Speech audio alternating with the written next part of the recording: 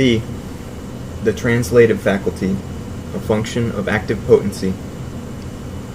In Article G of the previous section, we defined intelligence and the translative faculty of rational thinking. Let us remember said definitions.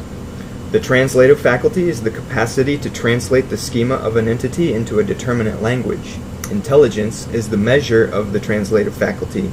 Intelligence is the capacity to translate the schema of an entity into the greatest possible number of languages. We also saw that the application of this faculty to a relationship causes the schema to be noted in the meaningful context of a language. In that way, the significance of the truth of the entity is translated into a concept of which comprehension encompasses only a part of the semic elements of the schema. But, although in Article G the function exercised by the translative faculty was described, no explanation was given about the essence of such a faculty in order to avoid deviations toward other topics. This explanation is that which we will now study, and that will enable us to understand the formation of the conscious sphere. Let us consider the process of rational thinking. A thought has illuminated a system, and the relief of a significance is outlined on the horizon of continuous signification. But the translative faculty notices the significance outlined on a determinate plane of signification. The meaningful context, which gives signification to the signified, is leveled on that particular plane. We know that the translative faculty is the capacity to render intelligible the truth of the entity in a plurality of oblique planes of signification. However, whatever the inclination of the plane of signification, thought is always experienced with reference to a horizontal plane. This thus occurs because the translative faculty is a function of the active potencies of the relationships. In every relationship, there is a potential reference to the conscious sphere as the self's center of reference, which levels and renders horizontal the planes of signification in which the significance is noted. It matters not, then, how oblique in the cultural structure the plane of signification is on which the translative faculty has noted the significance of a relationship. In thought, the meaning and its context will always be horizontal, even when the intelligence is so elevated as to allow noticing the meaning in various oblique languages. And the horizontal leveling of planes of signification, which the translative faculty exercises on thought, is, without a doubt, the main cause of mental equilibrium. Thus, the translative faculty, which enables noticing the significance of a relationship in a given meaningful context, is a function of the active potency of such relationship. Said function consists in referring the plane of signification to the conscious sphere and causing in that way the horizontality of the thought.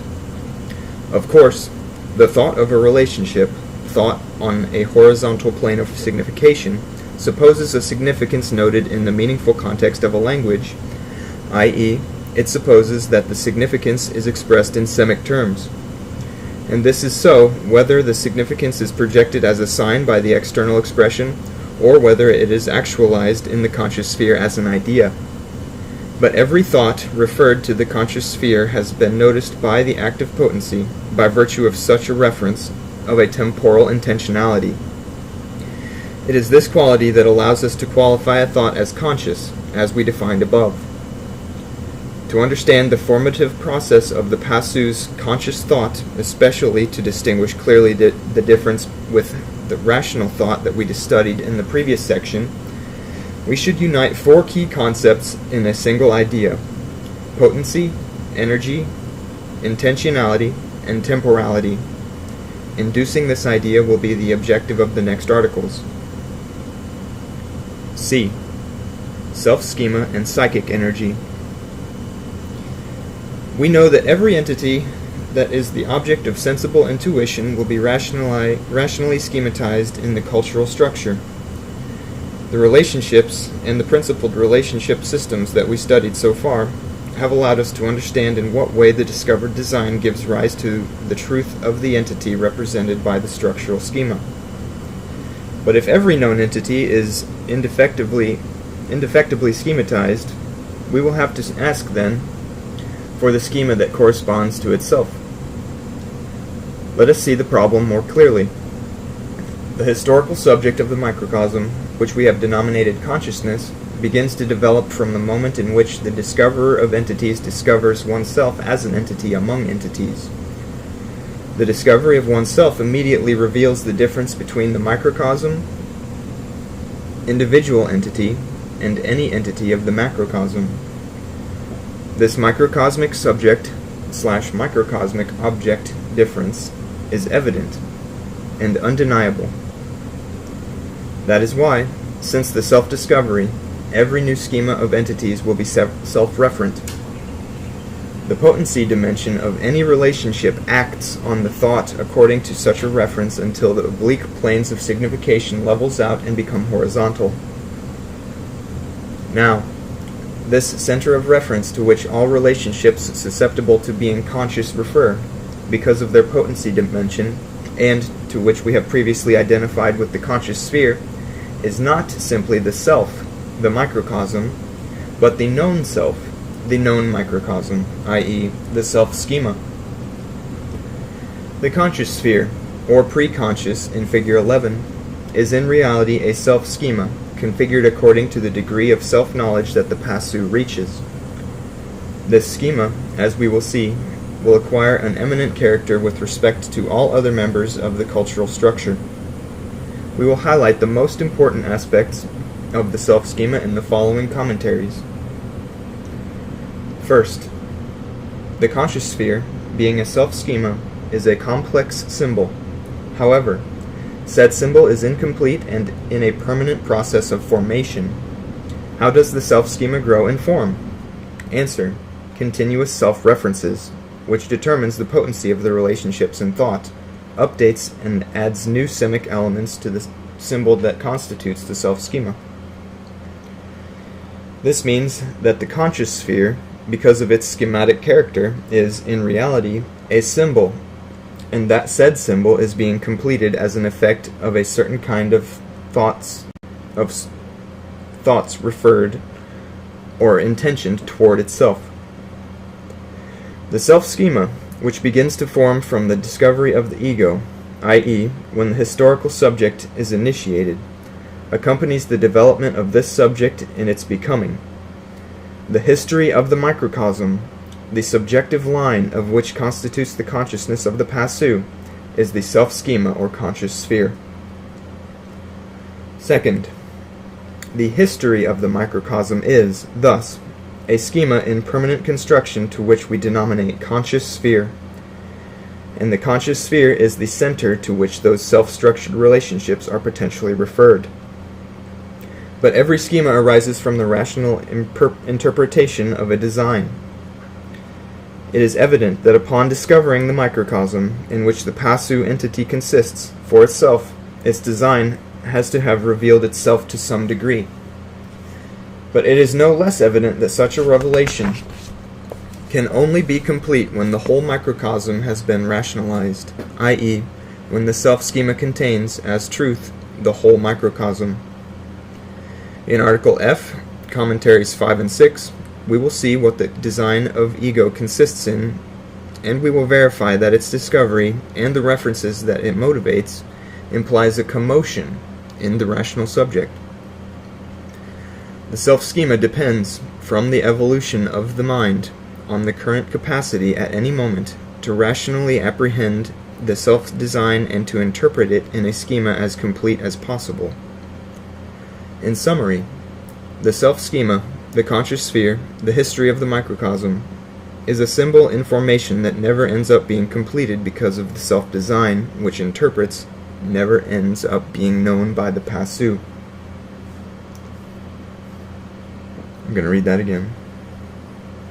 In summary, the self-schema, the conscious sphere, the history of the microcosm, is a symbol in formation that never ends up being completed because the self-design, which it interprets, never ends up being known by the Passu.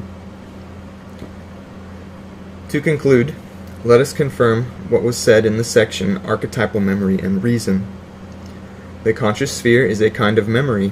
The mere fact that the conscious sphere consists of a history of the microcosm should give the idea that a temporal series of psychic events must be necessarily memorized in it. In the same way that the structure of the brain can be denominated archetypal memory, and the cultural structure conceptual memory, the structure of the self-schema is called representative memory. That of representative applies for reasons that will be seen in Article F. Third, notwithstanding its apparent becoming, i.e., the permanent change that constitutes its progress toward complete truth, the self-schema can also be thought, like the other schemata of the cultural structure. We will explain. Every schema or relationship is experienced by thinking as thought, which is founded on the significance proper to the schema, which is outlined in relief on the horizon of continuous signification. The self-schema is that which has the maximum dimensions, greater extension, greater comprehension, and greater potency than any other schema or relationship. Thinking, such a schema supposes the apprehension of a meaning of superior hierarchy, since the conscious sphere is a center of reference for all the planes of signification. That is to say, the cultural subject has the possibility of containing the self-schema in a thought, but such possibility is, precisely, what marks the beginning of the conscious subject. The cultural subject, by reflecting on itself, animates the self-schema and it is elevated as a conscious subject. On the contrary, for the conscious subject, all the schemata of the cultural structure are intelligible, i.e., they have meaning in some language. But if every schema of the cultural structure is intelligible to the conscious sphere itself as a schema, But if every schema of the cultural structure is intelligible to the conscious sphere itself as a self-schema, in what language does its meaning become intelligible? Answer: the language proper to the conscious sphere, in the context of which it can be noted and understood, reflected, is the immanent history.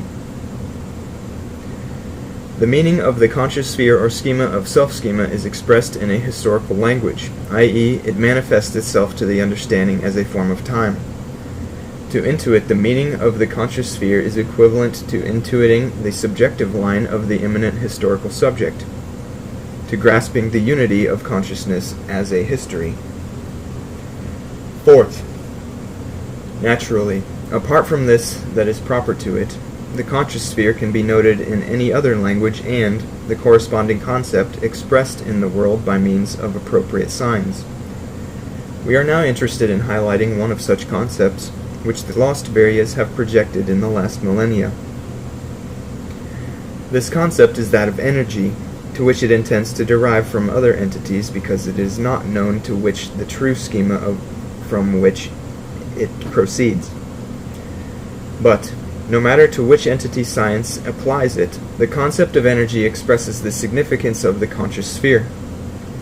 Of course, a concept that is to be included in the schema of maximum extension and comprehension has to also possess such extreme dimensions, as well as maximum connotation. The projection of the energy concept into physical mathematical science, for example, in spite of the complexity it reveals, barely manages to insinuate the significance of the self-schema from which it proceeds. That is why, when affirming that the psychic spheres are of energy, we said further back that we do not apply the concept of energy to the psyche, but that because the psyche is of energy, there is a concept of energy. Fifth, if the concept of energy expresses the significance of the conscious sphere, we can inquire on the basis of what properties psychic energy is defined. In the first place, let us observe that the self-schema becomes, varies, changes, moves. Movement is, then, the first property of psychic energy. Secondly, it is necessary to note that the conscious sphere is the center of reference toward which point the active potencies of the historical relationships. The direction is, then, the second evident property of psychic energy. But so that something energetic, a symbol for example, directed toward a center of reference can reach it, it is necessary that the energy be sufficiently intense. Intensity is, then, the third important property of psychic energy. For now, without completely discarding the other properties, we can affirm that psychic energy is characterized by movement, direction, and intensity. Naturally, with these three determinations, psychic energy is analogous to a vectorial magnitude of physics. D. Energetic expression of the Passu's thought. The potential references that exist in the relationships introduce a direction or temporal intention into thought that directs it toward the conscious sphere.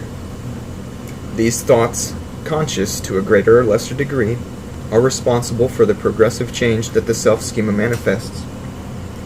But the change, the movement, occurs in the psychic energy, and its cause is in the active potency in its references to the self-schema. In physics, a causal relationship has also been defined between potency and energy that will be convenient to take into account because of its analogical value. One form of energy, mechanical work, is related to the potency as a function of the time in which said work is carried out. And then there's an equation. Potency times time equals work. W times T equals A. We have here, although with differences of meaning, three concepts that intervene in the psychic structure: potency, time, and energy, or work. We will come back to this formula. On the other hand, mechanical work is defined as the product of a force by the distance that has been displaced at its fulcrum. And then there's another equation. Work equals force times distance. A equals F times D. Substituting in 1 the value given to work for 2, work times time equals force times distance, or rather, work equals force times distance over time. But as distance over time equals v, that is, the quotient of distance and time is velocity, work equals force times velocity. Potency is, according to equation 3, a function of force and velocity. An analogy with this relationship is usually employed by those who give preeminence to ideas over the structural configurations of the psyche. Thus arise the concepts of idea force or idea speed. On the contrary, when establishing analogical correspondences between the psyche of the Passu and the structural model, we will adjust ourselves to the dimensions of Formula 1, i.e., to potency, time, and energy. Let us define then a function, the domain of which is the production of thoughts in the cultural structure of the Passu, and to which we denominate energetic expression of the Passu's thought. Potency, W, times transcendent time, T of T, equals psychic energy, PE. Work equals transcendent. Work times transcendent time equals psychic energy. We must insist that the fact that this formula has only the inductive finality to facilitate the explanation.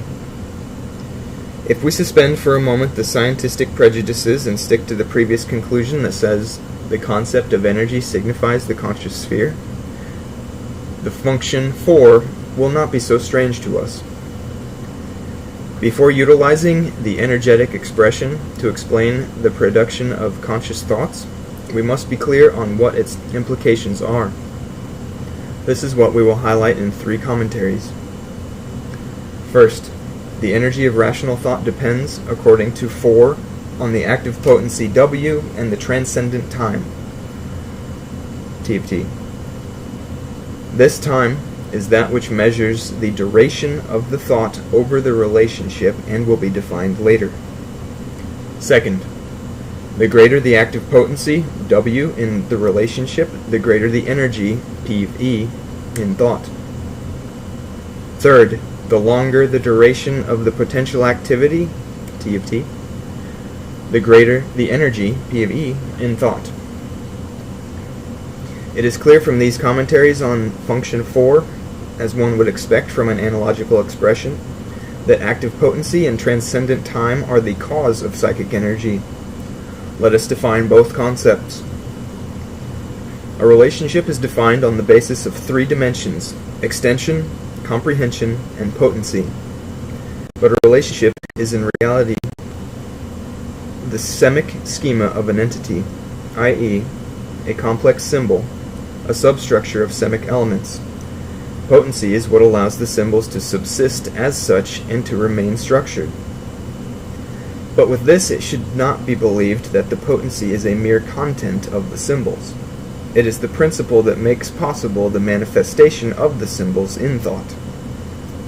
When the passu already possesses a historical subject and, in consequence, a self-schema, the manifestation of symbols is effected with reference to the conscious sphere, i.e., intentional, directed toward it. The plane of signification, and with it the context of the significance, become, then, horizontal to thought. Let us remember that the passu, in the evolutive state that we are considering it, already possesses, although incipient, a historical subject and a self-schema. We can affirm, then, that potency is the fundamental substratum of every psychic symbol of the cultural structure. By it, the symbols subsist and manifest themselves in thought. But the principles, which are the simple symbols, only subsist. They never manifest themselves to thought, although they can be known by a reflection or copy in a connected relationship, as already explained. That is why it is said that their potency is passive. Their relationships, on the contrary, subsist and manifest themselves. Their potency is active. Conscious thought, which makes the self-schema grow, depends on the manifestations of the symbols of the relationship that it mentions, i.e., it depends on the active potency. We will refer to it from here on, even if we simply say potency.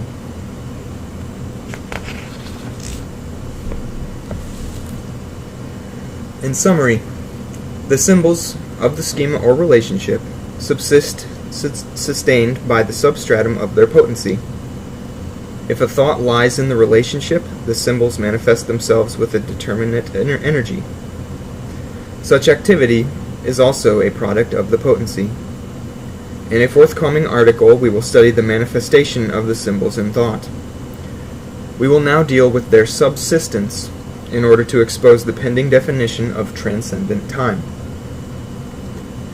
In the section Schema of the Universe of the One, the triple composition of the demiurge was mentioned: power, beauty, and wisdom, and it was explained that power exerts the breath or transcendent flow of its consciousness time.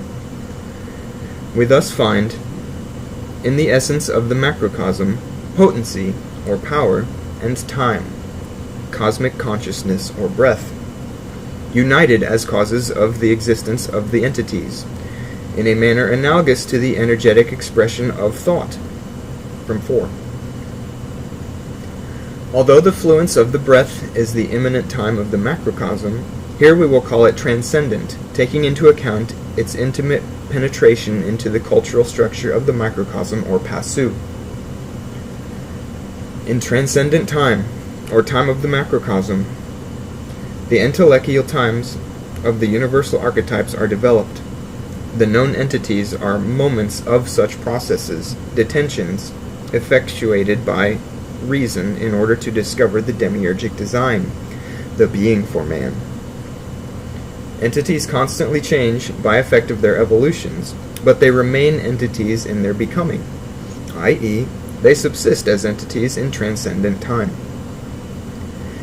In order that the countless evolutive processes which develop in the macrocosm converge toward a finality, i.e. do not diverge from the macroentelechy, pralaya, the entities are structured in a cosmic organism, the functions of which teleologically point toward finality. Therefore, that remaining in change, which characterizes the process of the entities, is not realized in isolation within the entities, but, on the contrary, all entities are linked with each other. In what consists the link, the relationship between the entities that change without ceasing? Answer: in the reason between movements, which determines the simultaneous permanence of the entities in transcendent time. Let me read that again. In what consists the link, the relationship between entities that change without ceasing? Answer: in the reason between movements, which determines the simultaneous permanence of the entities in transcendent time. Some aspects of this reason are those that empirical science usually discovers and imperfectly translates into mathematical language as laws or qualitative relationships between characteristic magnitudes of phenomena. The fundamental assumption for a teleological reason to link all entities by remaining in change is that there is some kind of synchronization between all their processes. In other words, the movements in which consists the becoming of the entities can be of many types, uniform or variable, continuous or discrete, linear or sequential, oscillatory, rhythmic, cyclical, etc. But, whatever the type of movement that characterizes the process of the entities, the teleological reason that links them determines that in each absolute moment of transcendent time there is coincidence of moments relative to the movements of the entities. That is to say, there is a kind of synchronization of movements that is verified in each moment of transcendent time by the simultaneous permanence in change of the entities.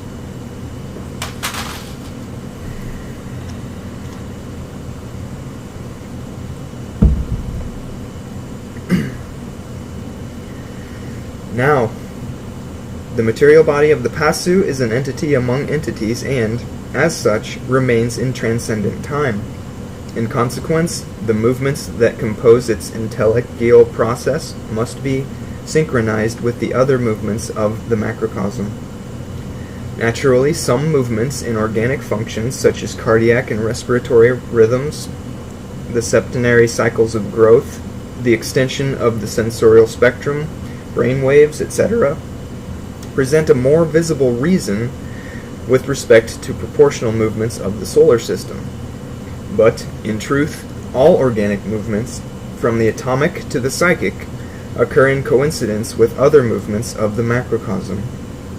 The atomic, biological, and psychophysiological clocks of the Passu are synchronized with the cosmic clocks that regulate the movements of the entities according to universal patterns of reason. When referring to the material body of the Passu, in the section Archetypal Memory and Reason, we affirmed that it constitutes a minor mundus, a microcosm that reflects the major mundus or macrocosm. We will now see how this affirmation should be understood. In the first place, it is necessary to note that microcosm designates the finality of the Passu, i.e., an entelechy to be attained, and not a present reality. Secondly, let us observe that an actual microcosm, an absolute reflection of the macrocosm, or real entelechy, has to be an autonomous entity out of necessity, as is the demiurge in its own way. But we have just seen that the body of the Passu is synchronized in all its movements with master clocks of the macrocosm and, consequently, linked to the other entities structured to them. The body of the Passu is not, in fact, an autonomous entity. Here's the apparent paradox. A microcosm must be an autonomous entity. The body of the Passu, which we call microcosm, is not an autonomous entity. What then is the Passu? What is its body? Answer. The body of the Passu is a potential microcosm. It will be an actual microcosm when it transforms itself into an autonomous entity, i.e., when it becomes independent of its synchronization with the processes of the remaining entities of the macrocosm. It is evident that, as the Passu progresses toward entelechy, it has to go on transforming itself more and more into an autonomous entity, since such condition is imposed by the finality. But by virtue of what internal process is the microcosmic autonomy obtained? The answer was already advanced in Article A. The Passu goes on, transforming itself into an autonomous entity as it fulfills the microcosmic objective of the finality, constructing a self-schema or conscious sphere of such perfection that, when being reflected by the conscious subject, it completely rationalizes the microcosm. Consciousness, analogously to the power aspect of the demiurge, has to be able to apply itself, interpenetrate itself, diffuse itself, etc., in the microcosm and synchronize its internal movements with its own master clocks, i.e., it must be able to desynchronize itself from the microcosm by avoiding to participate in transcendent time. It has to subtract it from its permanence in it. As will be seen in the next article, for it to occur, the conscious sphere has to present the dimension of a time proper to the microcosm, i.e., of an immanent time.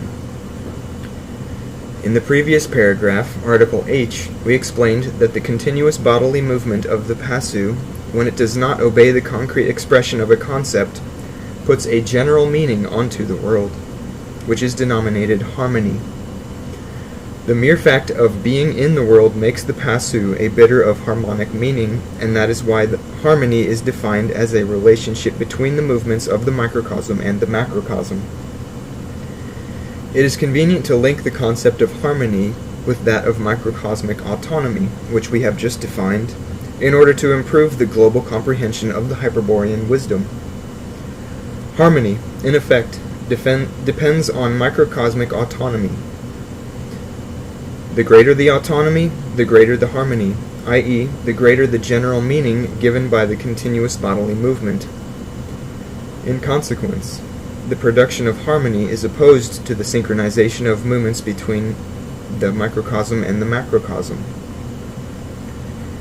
In other words, the greater the synchronization, the less the harmony. At the unfavorable extreme, a total and absolute synchronization of movements implies the non-existence of the microcosmic entity. The body of the Passu would be, in that case, a pure animal entity. It is clear, then, that the Passu is a potential microcosm whose internal movements are synchronized to some degree with the external movements of the macrocosm. But although the potential microcosm constantly unfolds and tends towards its entelechy, there is something in it that remains invariable, its organic presence, which reproduces the structure of the macrocosm. The organic, the structural, of the microcosm remains in transcendent time unless it becomes independent, reaching ontic autonomy. That is why, now clearly seen, we affirmed earlier that the systems of the cultural structure manifest themselves in thought and subsist in transcendent time. Summarizing, in the Passu, a potential microcosm, the subsistence of the systems, principles, and relationships occurs in transcendent time, of which the microcosm participates. And what subsists in the systems is the essential substratum of the symbols, i.e., the potency. With these synthetic statements, we complete the definitions of the two causal terms that appear in the energetic expression of thought, 4. Potency and transcendent time. In the following article, we will clarify the concept of individual subject of the microcosm, which holds the soul of the Passu, to then resume the study of energetic expression of thought.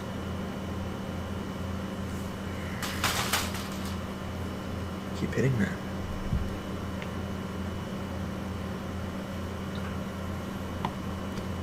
Okay. E. The finality's microcosmic objective requires metempsychosis. According to what we have seen in Article D, we can affirm that the body of the Passu is a potential microcosm that tends to fully actualize itself in human entelechy. As it progresses toward that perfection, the microcosm participates in the transcendent time of the macrocosm, in which all its internal movements are synchronized. That is why the objective of evolution, ontic autonomy, demands the substitution of transcendent time by a time proper to the microcosm, an immanent time to which the interior processes are ordered and realized. This objective, naturally, is none other than the microcosmic objective of the finality, which proposes to develop a historical subject or consciousness of which principal note is, precisely, immanent temporality.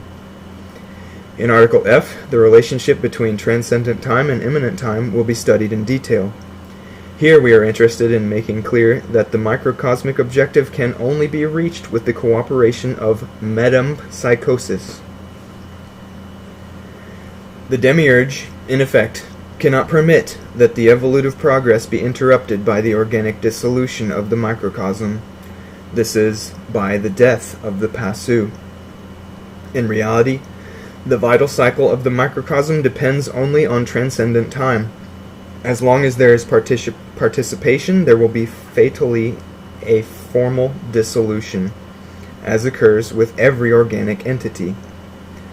But if the microcosm actualizes its potentiality and individualizes itself, i.e., becomes temporarily independent of the macrocosm, then it will be able to escape dissolution, death, because, for transcendent time, the internal processes will be stopped.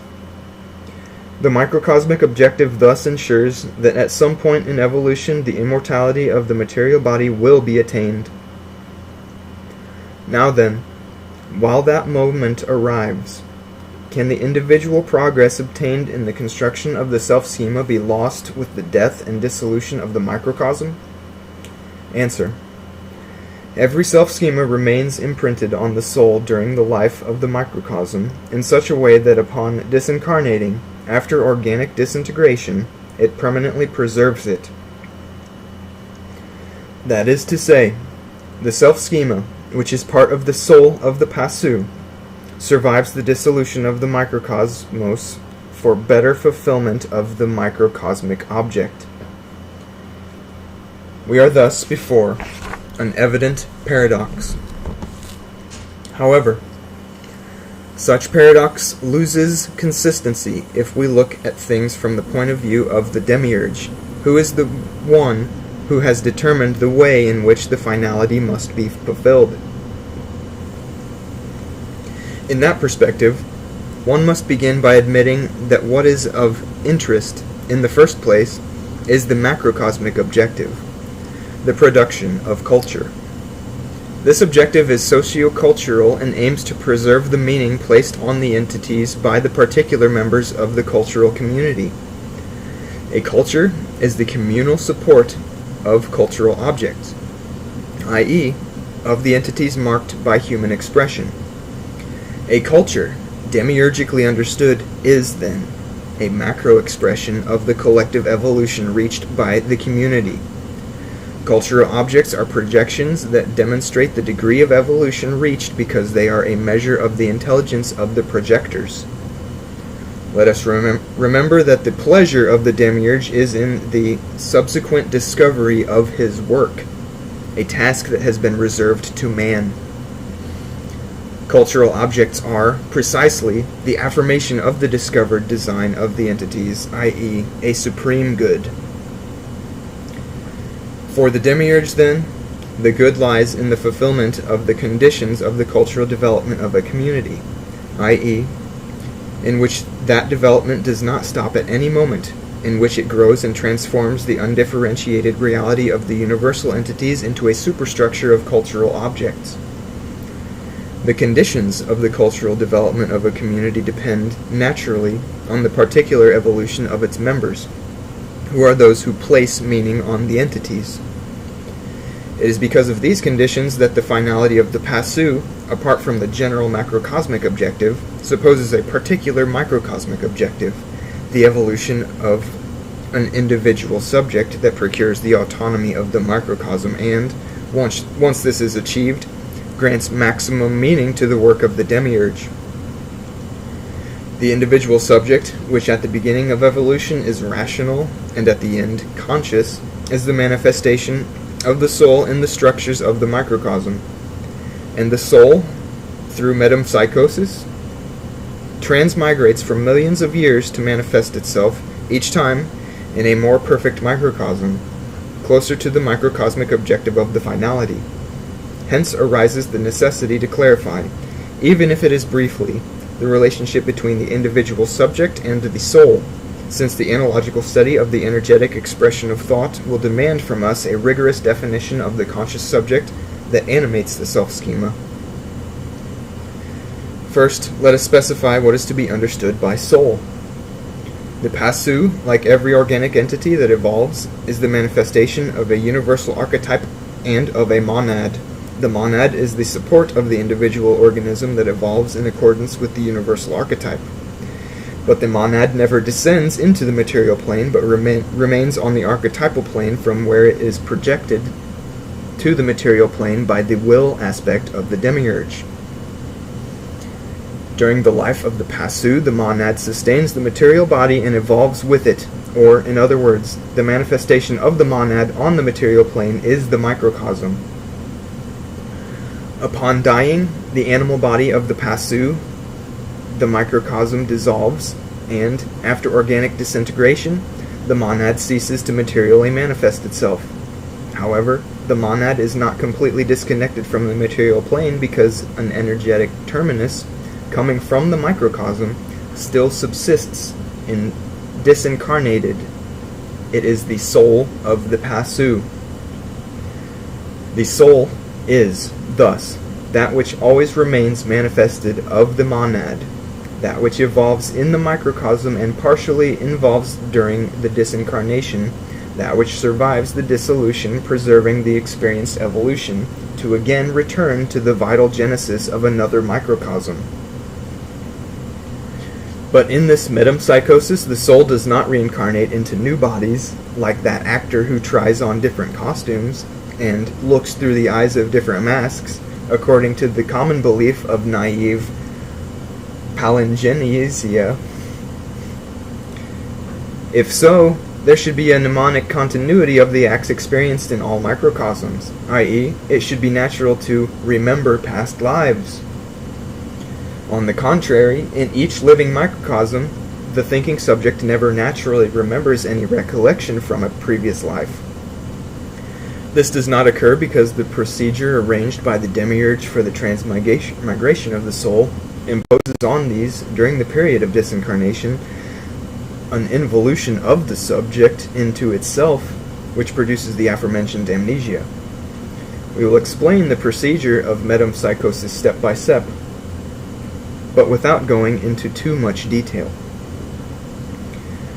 The soul, as a subject manifestation of the monad, sustains the microcosm by diffusing itself throughout its structure, acting as a double body. However, only in the psychic structure, due to its energetic nature, is there a fluid contact between the organic life and the soul.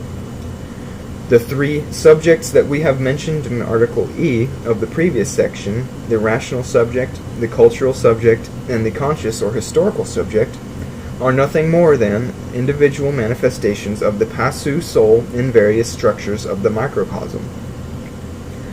Of these structures, only the self-schema or conscious sphere has the possibility of permanently impressing the soul. The brain structure and the cultural structure are too crude to affect it in any way. The alteration that the self-schema causes on the soul, on the other hand, modifies it in such a way that its effect persists even when the microcosm has been completely disintegrated. But the self-schema represents all the consciousness that the microcosm is capable of attaining, i.e., it is an evolutive degree.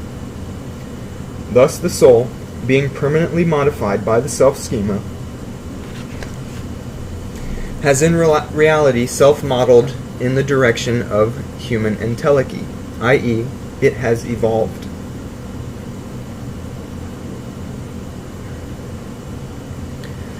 Let us now suppose that a soul has disincarnated, profoundly impressioned by a self-schema to which it animates as a conscious subject.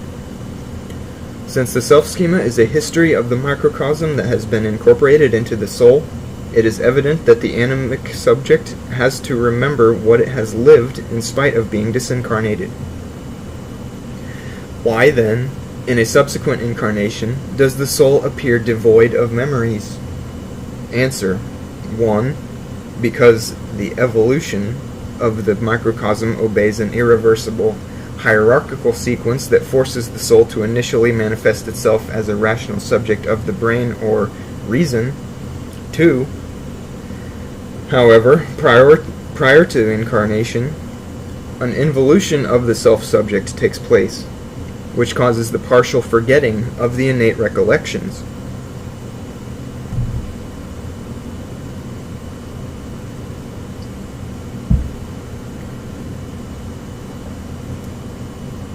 On 1. To understand this answer, it is necessary to consider, first of all, that the soul can only manifest in an adequate structure or vehicle. This condition comes from the fact that the soul is the energetic expression of the monad, which is the fundament of every particular archetypal process. In this sense, the monad is the individual subject in every entity that evolves according to the formative impulse of the universal archetypes. In the particular case of the microcosm, the soul is always the animic subject of a structure, and the opposite affirmation is also valid. Without a structure, there is no possible animic manifestation. Bearing in mind such a condition, and everything seen so far about the formation of the cultural structure in the self-schema, we can easily understand the above answer. If we reflect on what we have studied up to this point, we will see that, in effect, a tacit hierarchical sequence is fulfilled in the formation of the structures of the microcosm. In Genesis, there is only the brain, i.e., the archetypal memory. The soul can do nothing but animate such a structure and operate with its functions. As a rational subject, or reason, the soul discovers the design in the entities and constructs the cultural structure, which it will then animate as a cultural subject. And from the cultural structure will emerge, toward the upper layers of the psyche, the symbols that form the self-schema, which the soul will animate as a conscious or historical subject. Here is the complete sequence. The soul animates the archetypal memory of the or brain as a rational subject or reason and constructs the cultural structure to which it animates, a posteriori, as a cultural subject, from where it constructs the self-schema to which it animates, finally, as a conscious or historical subject. There is no natural way to alter this sequence. The incarnated soul must always begin by animating an infant brain, by being a rational subject. From that inevitable beginning is the possibility of structural development that underlies the potency of the potential microcosm. If the genetic limitations of the particular microcosm allow it, perhaps one can reach a high degree of consciousness. But what one will not be able to do is alter the hierarchical sequence that orders the appearance of animic subjects. It is now clear what the hierarchical sequence of the structural formation consists in, but it is not equally clear why the soul, in a subsequent incarnation, appears devoid of memories. But the answer is simple. It lies in the hierarchical nature of the sequence, in the determinations that each structure imposes on the manifestation of its own subjects. When the animic soul animates, for example, the archetypal memory, When the animic soul animates, for example, the archetypal memory can only discover the design in the entities given to sensitive intuition. Any innate memory does not differ in any way from the intuition of an entity, but, since such memories lack design, they are automatically eliminated by the operations of reason, and at most the subject perceives a vague reminiscence or indefinite sensation of familiarity. The rational subject acquires, thus, a novel character that does not abandon the soul in its subsequent subjective manifestations. This will be better understood if we remember that the three subjects mentioned are in truth three simultaneous aspects of the soul. It is the same soul that, in manifesting itself in each structure, momentarily animates it as its own subject. That is to say, the moment of the soul is the animic subject, and this single subject can animate, in a structurally complete microcosm, three mnemonic structures simultaneously. To explain it by means of an allegory, we can suppose that the soul is analogous to a lantern of achromatic light, i.e. of white color. If we place in front of the lantern a sheet provided with a small central opening, we will already have the equivalent of a rational subject. The achromatic beam of light that the central opening gives off is the analogical subject. Let us now intercept the beam with a filter that subtracts one color, for example blue. For a white light of 500 units, according to the laws of optics, the blue filter will only let through 69% and will eliminate 31%. Well, that beam transmitted by the blue filter, considerably reduced, is analogous to the cultural subject. Let us keep the blue filter and intercept the transmitting beam again, now with a yellow filter. Of the 69% of light that penetrates the filter, it will subtract a portion and transmit 58%, i.e. 40% of the original light. The resulting beam of green hue is analogous to the conscious subject.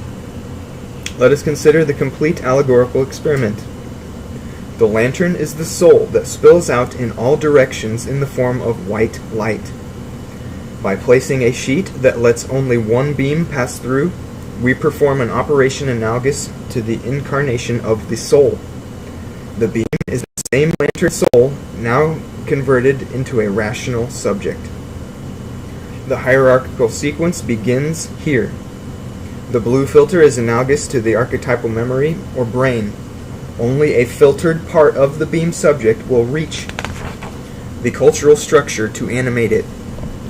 This cultural subject must animate the cultural structure, represented by the yellow filter, and transcend it, to be constituted into a conscious subject. The beam, reduced by more than half of the original light that passes through the yellow filter, is analogous to the conscious subject. See Figure 26. This allegory clearly shows us that the soul and the subject are one and the same thing, and that, in the microcosm, there is only one subject that simultaneously manifests itself in three different places or structures. If an innate memory bursts by chance upon the rational subject, it would be eliminated in the same way that the red filter subtracts such a color from the beam of light. On 2. We say by chance because, as stated in answer 2, prior to the incarnation, the soul has been induced to forget the innate memories, i.e., not to keep in mind, during the whole incarnation, the old self schemata, the histories lived in other microcosms. But precisely in Article A was it said that the microcosmic objective of the finality is the construction of a self-schema that, ultimately, consists of the microcosm itself, rationalized by the conscious subject. We also saw that the self-schema, no matter how imperfect it may be, permanently makes an impression on the soul and constitutes its evolution.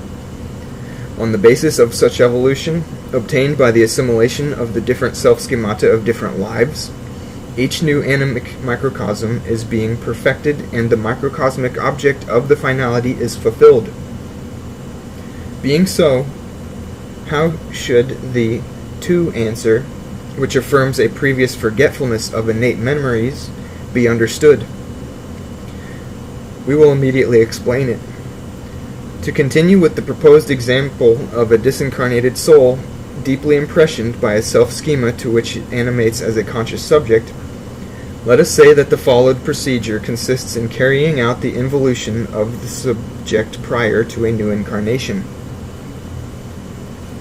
The subject involutes when it temporarily deconcentrates, i.e., when its present momentum expands itself.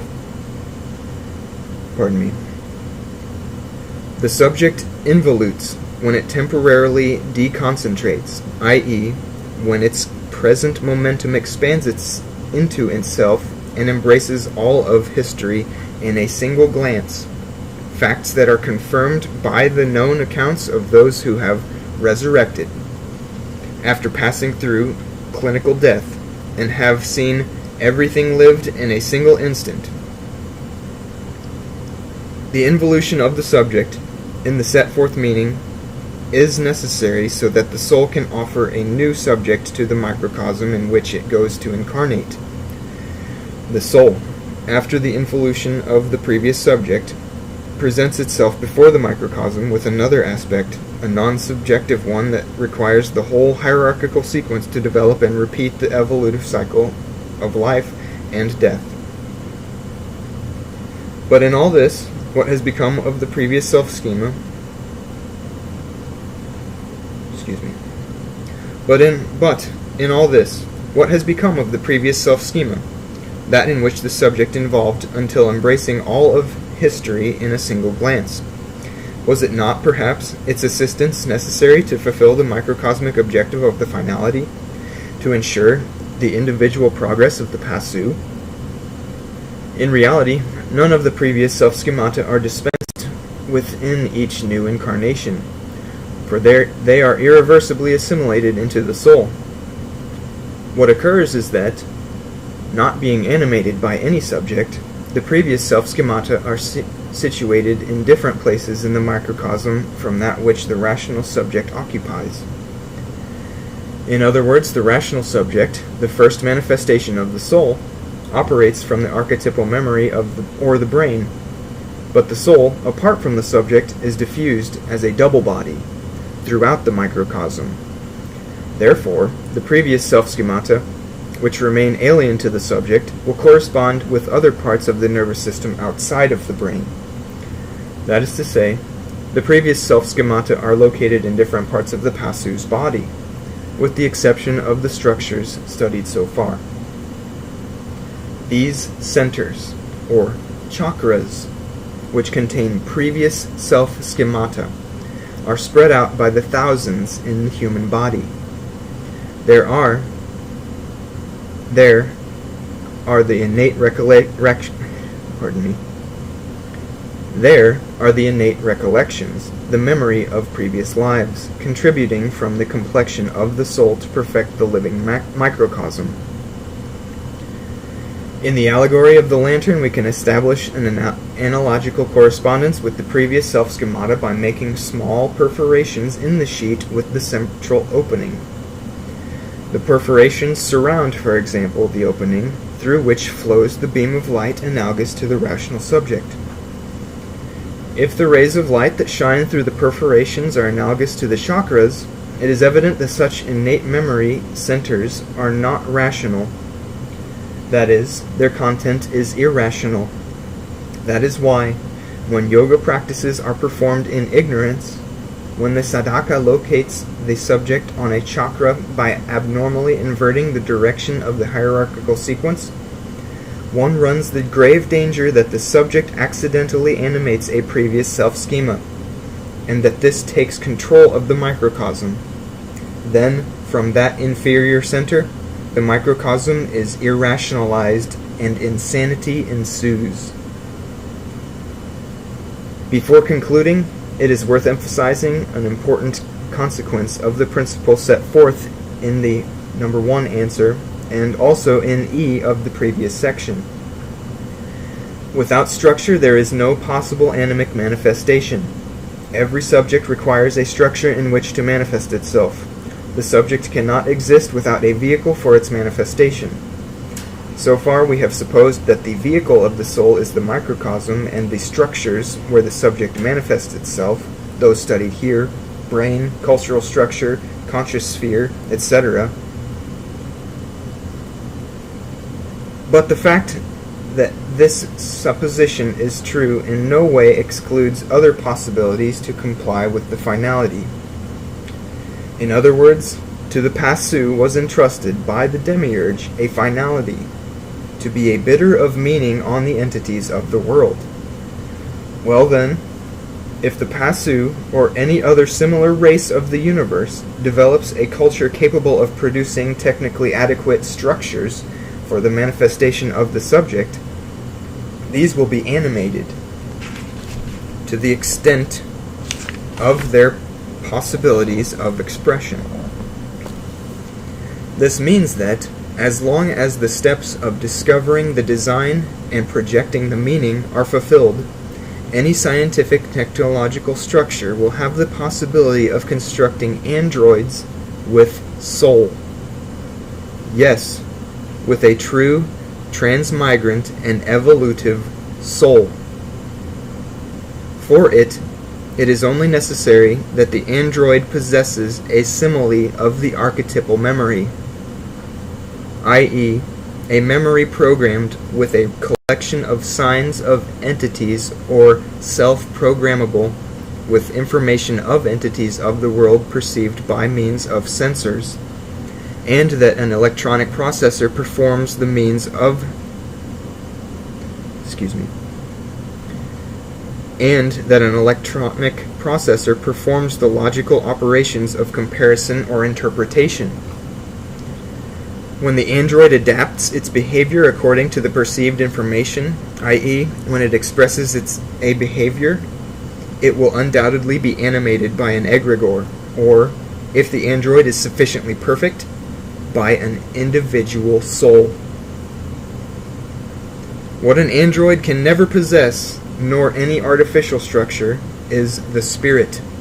In fact, for the spirit to manifest itself, the blood memory, the memory of the origin, is indispensable, i.e., something that can never be implanted anywhere other than in a living microcosm. That's pretty good. Pretty heavy.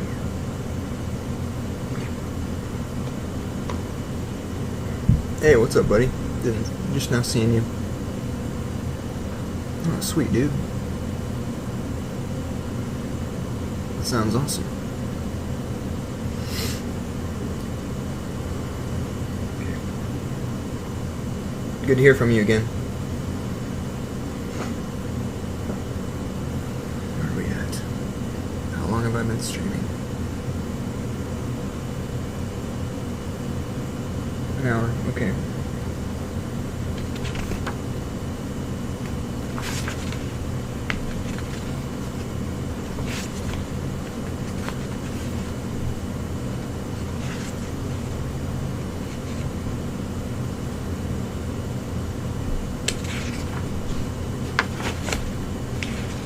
Got some diagrams on the next part.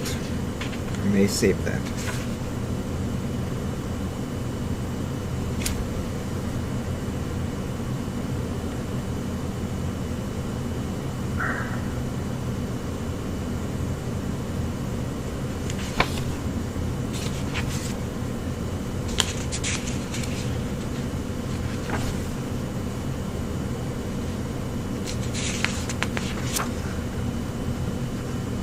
Next section is long. I may need to save it. I don't think I'll have enough time to get to a good stopping point if I continue.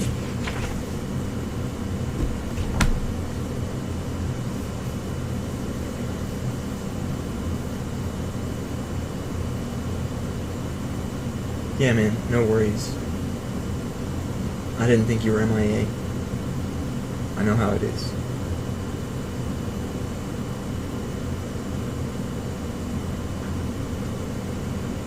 But yeah, I do think I'm going to cut it off here. I think that was good stuff. When I continue next time, it will start with F, analogical study of the energetic expression of Pasu thought. Thank you for joining me.